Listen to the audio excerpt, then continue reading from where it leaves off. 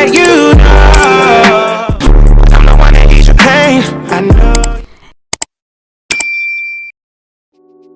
Hey everybody, it's your girl Dazja Jordan. If you are new here, welcome, and to my returning kinfolks, what's up y'all?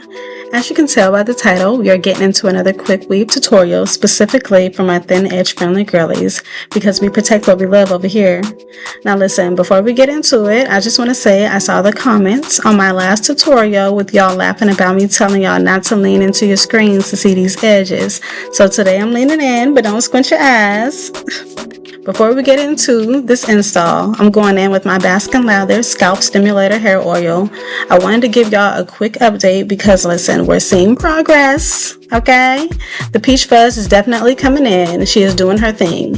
I use this oil about 2 to 3 times a week, and I don't just focus on my edges. I'm applying it throughout my entire head, not just my hairline. I try to keep my scalp healthy, especially when I'm wearing protective styles like these quick weaves.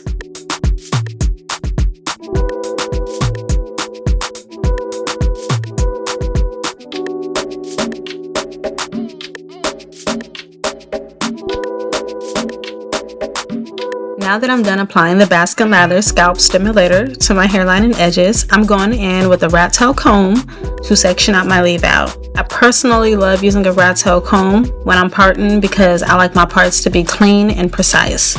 For this quick weave, we're going to do a side part, nothing too dramatic, but very cutesy and thin edge friendly because tension does matter. Take your time with this step. A good part really sets the foundation for the entire style, you feel me?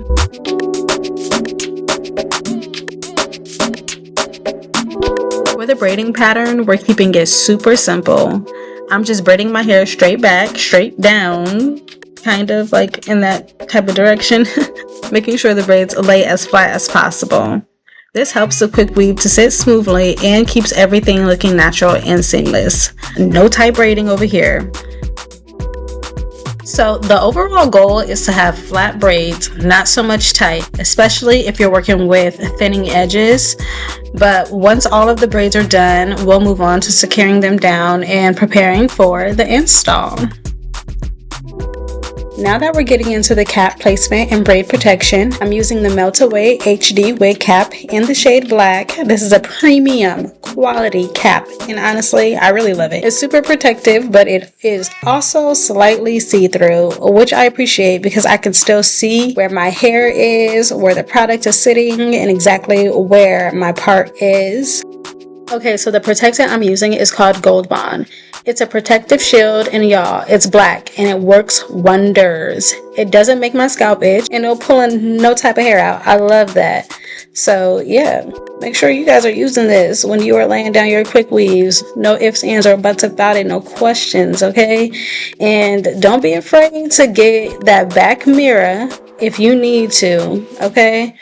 I sure in the heck had to. No shame in my game because I just like to make sure all of my hair is completely being protected. Before we start adding our tracks and wefts, we need to make sure our hair is fully prepped.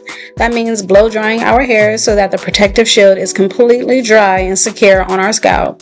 We want to make sure that the wig cap stays exactly where it's supposed to, so when it comes time to cut the cap and place the wefts, everything stays in place and looks flawless, okay? This step is key to keeping your quick weave smooth, neat, and easy to work with, okay?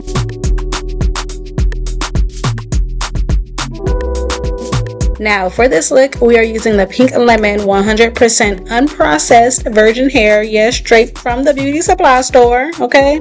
These tracks come in 16, 14, and 12 inches, giving us that layered natural look, you know, without having to go in crazy with those scissors. Moving on to layering and gluing the wefts, we're starting from the back and applying the tracks from ear to ear.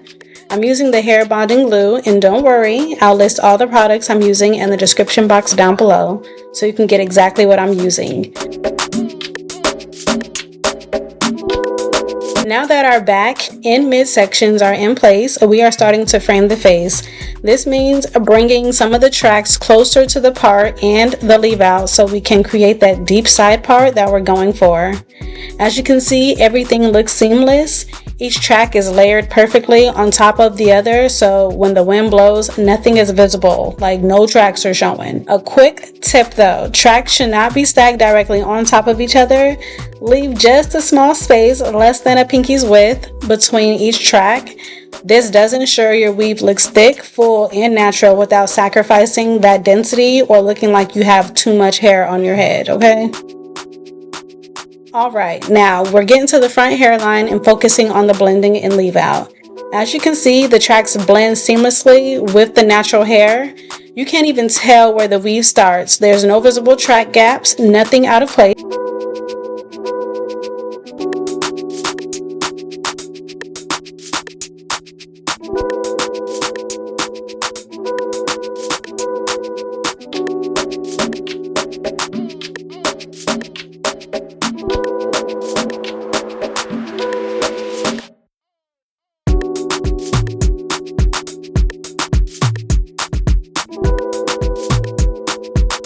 The next step is just to straighten the hair and make sure everything flows perfectly for that polished, finished look.